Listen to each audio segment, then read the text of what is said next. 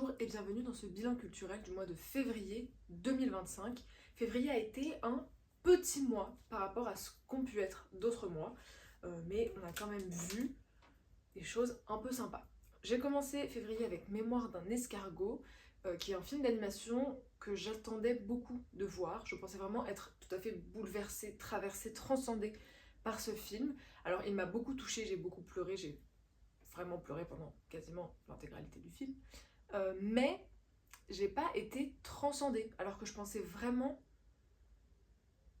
Je pensais qu'il me ferait un autre effet, un effet plus marquant, frappant, ce qui n'a pas été le cas, malgré le fait que j'ai trouvé l'animation vraiment chouette, et que, comme je le disais, j'ai vraiment pleuré comme une madeleine. Ensuite, j'ai vu Apprendre, qui est un documentaire sur l'école, sur le quotidien de l'école. Même chose, j'en attendais un peu plus, je crois. J'ai trouvé cool, ça nous dépeint un quotidien dans une école primaire avec différentes approches des différents enseignants, enseignantes, différentes pédagogies, tout ça. Mais ça casse pas trois pattes à un canard, à mon sens. Ensuite, j'ai vu Don Juan de David Bobet, qui est le directeur du CND de Lille, Roubaix, Lille, le Tête du Nord. Je n'avais jamais vu de Don Juan au théâtre et je n'avais jamais vu de David Bobet au théâtre. Donc là, c'était un peu le mix parfait pour pouvoir découvrir et une mise en scène de Don Juan et une mise en scène de David Bobet. Bon, dire que le spectacle durait 2h40, je pense que j'aurais vraiment pu l'apprécier s'il durait 1h30. Là, tout était trop long pour pas grand chose. J'ai trouvé euh, J'ai trouvé que les comédiens et comédiennes étaient excellents et excellentes, mais par contre j'ai trouvé que la direction, les choix de jeu n'étaient pas terribles. Don Juan, en fait je sais pas si le problème c'est Don Juan le texte, Don Juan le personnage tel qu'il a été écrit, ou les choix de mise en scène et de mise en jeu qu'a fait David Bobet. C'est-à-dire qu'à un moment donné, moi 2h40 d'un mec problématique qui pique des crises, c'est bon, ça y est, enfin... On a compris en fait. On a compris, ça m'a un peu saoulé. Sganarelle, c'est le seul que j'ai trouvé extrêmement bien mis en jeu. J'ai trouvé vraiment brillant de A à Z. Après, j'insiste, hein, les comédiens et comédiennes sont très très bons, très très bonnes. Mais alors, moi, j'ai pas trouvé que les choix de la mise en scène. Alors, il y a une scénographie énormissime qui fait du bien à voir, parce que ça fait toujours du bien de voir des grands plateaux, des scènes, des spectacles qui se refusent de rien, tout ça, c'est cool. Mais alors, la plus-value de cette énorme sculpture au plateau, je ne sais pas. La pièce qui se déroule, au bout d'un moment, on arrive dans un truc un peu et ça lance et ça jette, et il y a de la nourriture partout, et il y a de l'argile, et ci et ça. Pourquoi faire? C'est long et c'est un peu daté, en fait. Moi, j'ai trouvé que la mise en scène était vraiment datée, et c'est dommage parce qu'il y avait, je pense, dans le casting, dans les comédiens et comédiennes, tout le potentiel pour en faire quelque chose de vraiment très très bien, mais il aurait juste fallu se dire, ok, on peut faire une mise en scène de Don Juan en 1h30. Allez, je t'offre 1h45 à la limite. Pourquoi faire 2h40? Tout est étiré, tout est allongé, pour rien. Après, il y a des choix qui sont vraiment bien et tout, il y a des trucs, il y a des effets scénographiques vraiment cool. Mais franchement, non, trop long, trop long, trop long. Don Juan qui pique ses crises là, et c'est bon, ça y est, fichez-moi la paix. Et après, je dois dire quand même que j'ai eu un peu une crise existentielle en sortant, enfin un peu pendant tout le spectacle et en sortant. C'est que j'ai eu beaucoup de mal à me mettre dans le spectacle et dans le texte parce que je suis pas du tout familière avec le théâtre classique entendu. Et en fait, je me suis vraiment fait la réflexion de, heureusement que je connais l'histoire de Don Juan pour l'avoir étudié au lycée, parce que sinon, je n'arrive pas à rendre intelligibles les tirades déclamées au plateau dans l'écriture de Molière. Et ça m'a fait vraiment une crise de légitimité de me dire, mais en fait, je ne sais pas apprécier le théâtre classique, pourquoi est-ce que je veux théâtre, tout ça, tout ça. Puis ensuite, j'ai combattu moi-même ma crise de légitimité en me disant, mais en fait, c'est... Bref, on va pas revenir là-dessus. Mais il y a un truc quand même qui est, je trouve, assez peu digeste dans le texte, et il m'a fallu du temps pour vraiment rentrer dans la proposition artistique et narrative, en acceptant que, en fait, tout ce qu'il dit, je comprends. Je fais pas sens de chacun des mots et du sens des phrases dans l'ordre des mots, mais je comprends l'ensemble parce que je connais l'histoire et que globalement, quand même, bon, c'est pas trop compliqué à comprendre comme ça. Mais j'avoue que j'ai eu une petite crise de légitimité là, à cet endroit. Me dire, mais en fait, est-ce qu'il faut vraiment apprécier le théâtre classique pour apprécier le théâtre, le spectacle vivant, tout ça, enfin.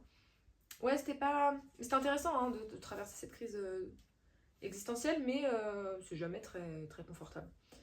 Ensuite, j'ai vu Transformation d'Ole Kanchala de la compagnie Cam. Euh,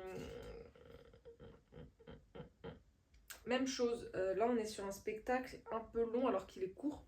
Je crois qu'il fait genre 1 heure et c'était un peu long, enfin le temps était long, 1h05. Il y a plusieurs choses à dire. D'abord, les interprètes sont absolument excellents et excellentes. Et les parties chorégraphiées d'ensemble sont vraiment d'une précision qui est presque jouissive. C'est hyper précis, c'est hyper ensemble, c'est beau, ça envoie dans les corps. Vraiment, les parties chorégraphiées d'ensemble, ça peut me donner envie de crier. Il y a quelque chose de très exaltant à les voir danser ensemble, en groupe. Et pas que ensemble, mais en tout cas dans les partitions vraiment chorégraphiées, j'ai trouvé ça génialissime. Par contre, j'ai trouvé que sur l'heure de spectacle, il manque terriblement de parties chorégraphiées. Et que je trouve que la dramaturgie, la dramaturgie de la pièce et la construction du spectacle dans le temps, avec beaucoup de moments plutôt de pause, plutôt de mouvements un peu lents, ralentis, de changement de costume, tout ça, ont fait que je n'ai pas réussi à rentrer complètement dans le spectacle parce que ça ne dansait pas assez. En fait, si ça avait été 1 heure avec 50 minutes de danse, j'aurais adoré le spectacle. Là, ça n'a pas su me convaincre, je dois l'admettre, même si, encore une fois, bah, quand ça danse, c'est absolument brillant. Donc en fait, il y a en plus cette frustration de me dire, mais j'aurais pu en avoir plus de cette danse qui m'exalte, mais les choix dramaturgiques, scénographiques, chorégraphiques ont fait que, bah non, je n'ai pas eu plus de chorégraphie. Ensuite, j'avance doucement mais sûrement Fullmetal Alchemist. Je suis arrivée au bout des 7 tomes que je possède. Et vu que je me suis mis pour interdiction d'acheter des nouveaux livres tant que 1, je n'ai pas fini ma pile à lire, et 2, je n'ai pas plus de place pour les ranger, bah pour l'instant c'est un peu en suspens, mais je trouve ça super. J'ai adoré Fullmetal Alchemist, enfin j'ai adoré démarrer Fullmetal Alchemist et j'adore... Enfin voilà, je suis très contente de m'être lancée dans cette aventure. Une autre sacrée aventure du mois de février, alors un petit peu démarrée en janvier, mais principalement en février, Arcane. Arcane. J'entendais parler de Arcane depuis des années, comme d'une série d'animation incroyable. Je confirme. Je plus sois, je donne mon âme à Arcane. C'est incroyable. J'en parlais déjà, je crois, au mois de janvier, mais vraiment, c'est incroyable.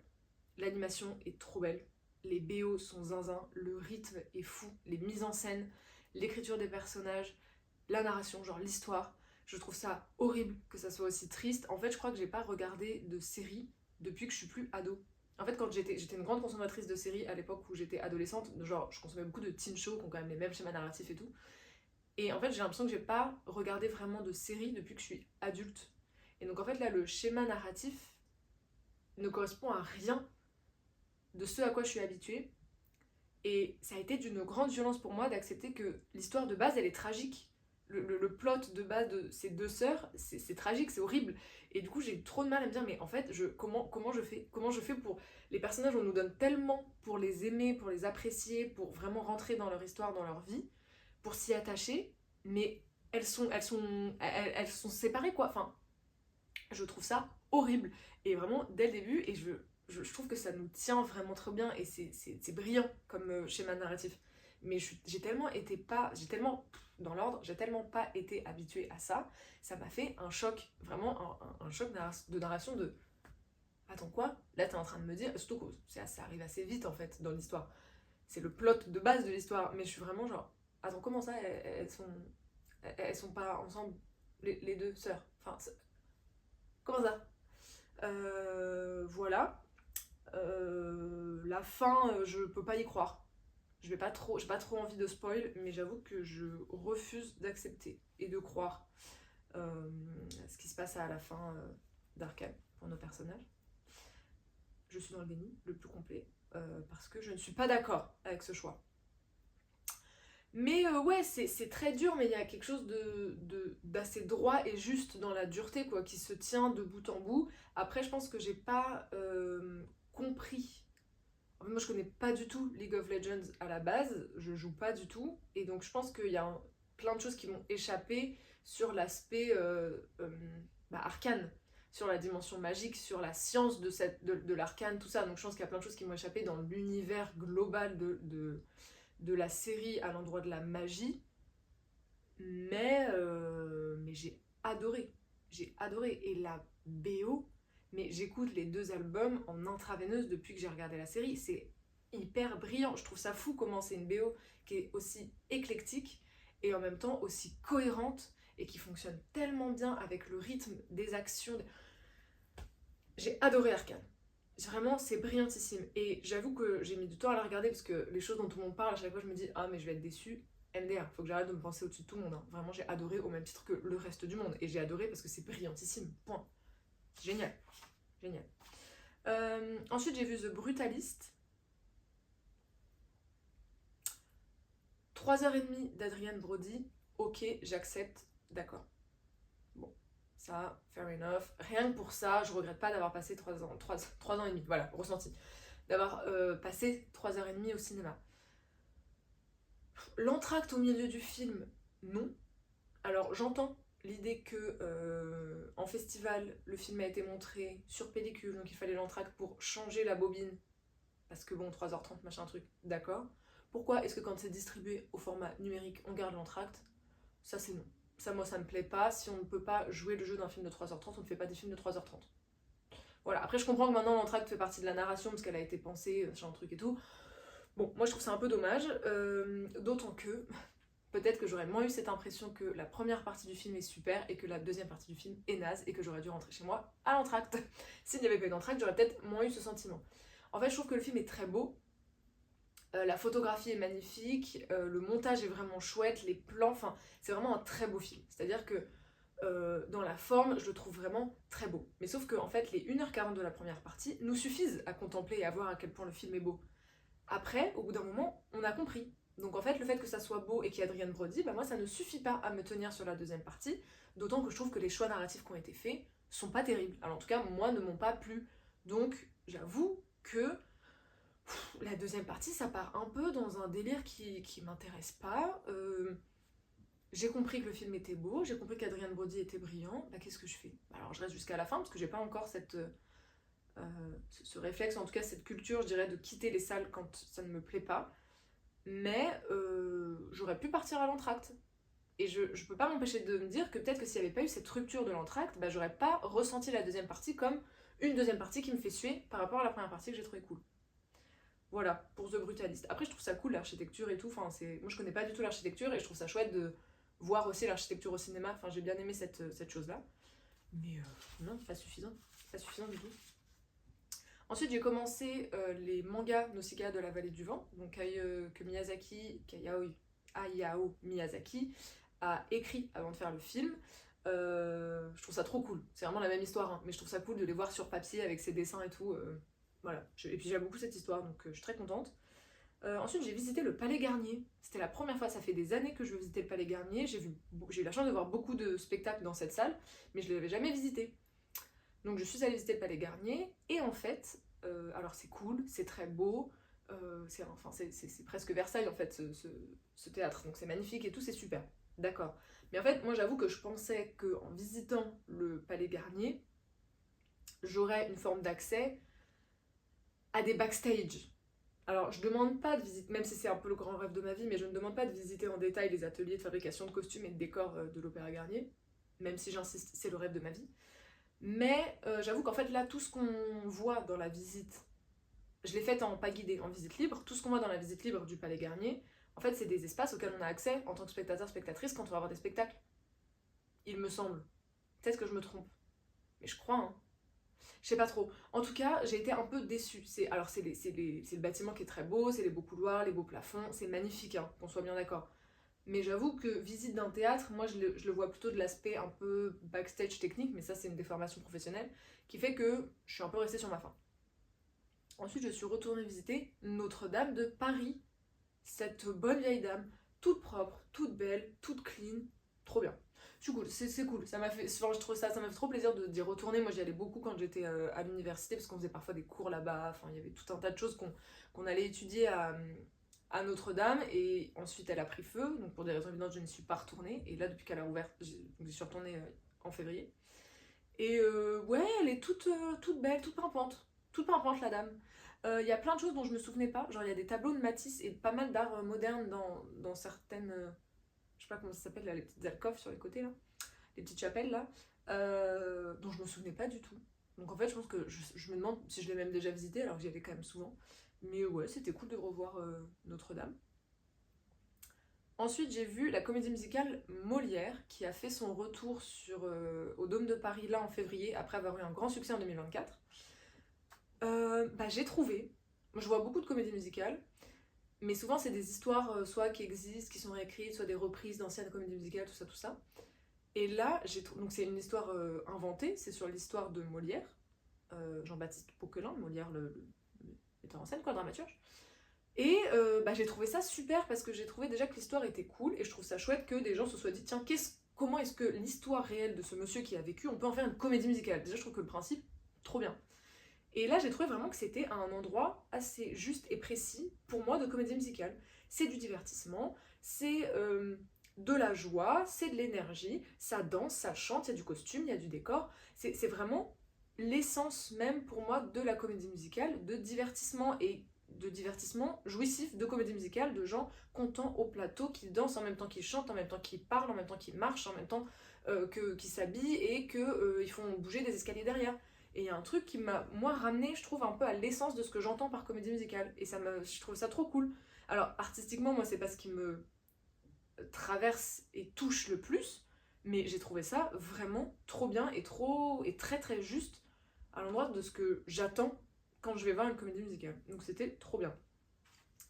Ensuite, j'ai vu Personne n'est ensemble sauf moi, qui est un spectacle de Cléa Petrolesi avec 5 comédiens et comédiennes en situation de handicap invisible.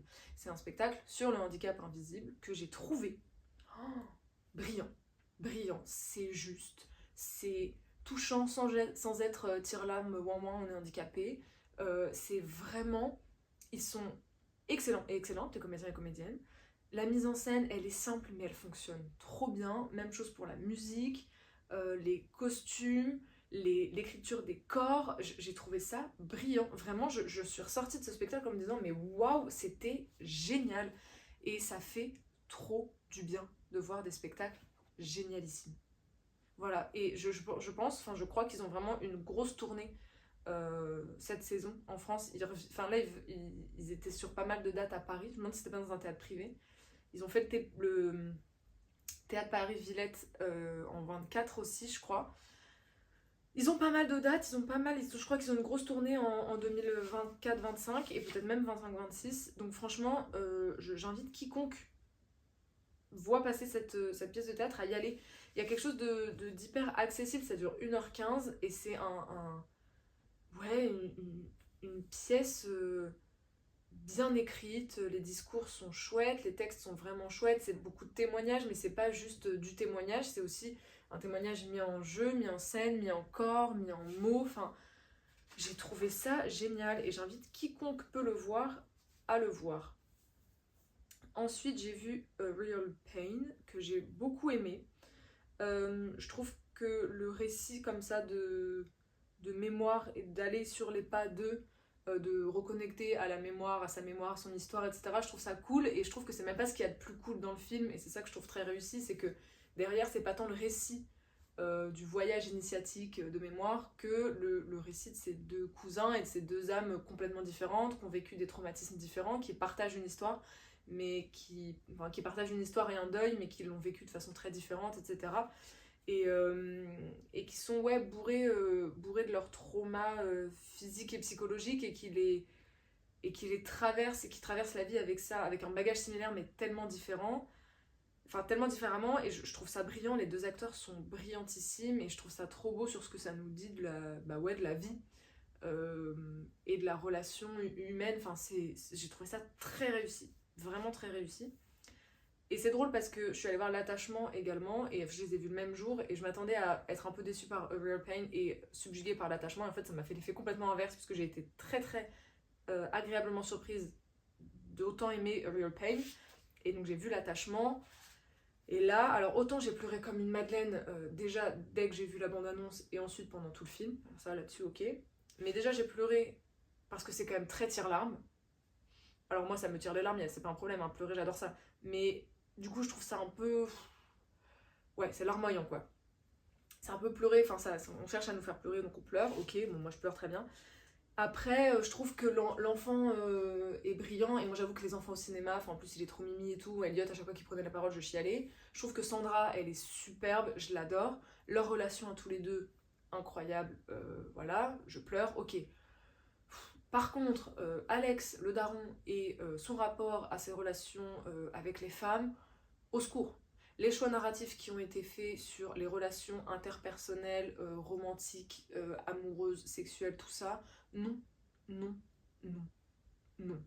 Franchement, naze. Vraiment, le film est cool parce qu'il raconte quand même une histoire, enfin c'est pas évident, le deuil et tout, enfin le deuil maternel, enfin ok, c'est pourquoi pas, mais la mise en œuvre narrative, les choix de scénario, au secours, naze, naze, non le scénario est naze, pardon, mais le scénario est naze.